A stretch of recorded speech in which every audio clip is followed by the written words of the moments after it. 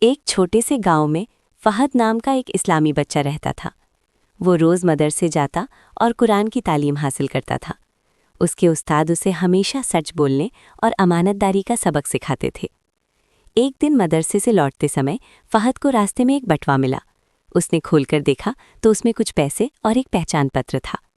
فہد کے دل میں خیال آیا کہ وہ ان پیسوں سے اپنے لیے کھلونا خرید سکتا ہے، لیکن ترنت اسے اپنے استاد کی بات یاد آئی۔ سچا اور امانت دار انسان اللہ کو بہت پسند ہے۔ فہد نے طے کیا کہ وہ بٹوا اس کے اصلی مالک کو ہی لوٹائے گا۔ وہ پہچان پتر پر لکھے پتے کے انوسار اس گھر پہنچا اور دروازہ کھٹکھٹایا۔ ایک پریشان آدمی باہر آیا۔ فہد نے ادب سے بٹوا اسے دے دیا۔ وہ آدمی خوشی سے بولا، بیٹا میں بہت پریشان تھا، یہ میرا بٹوا ہے، تم نے ایمانداری کی مثال پیش کی ہے۔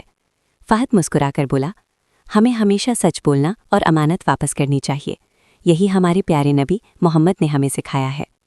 وہ آدمی فہد کے لیے دعا کرنے لگا۔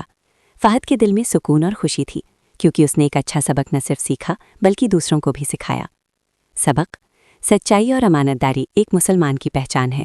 جو بچہ بچپن سے سچ بولنا سیکھ لیتا ہے وہ زندگی میں ہمیشہ کامیاب رہتا ہے۔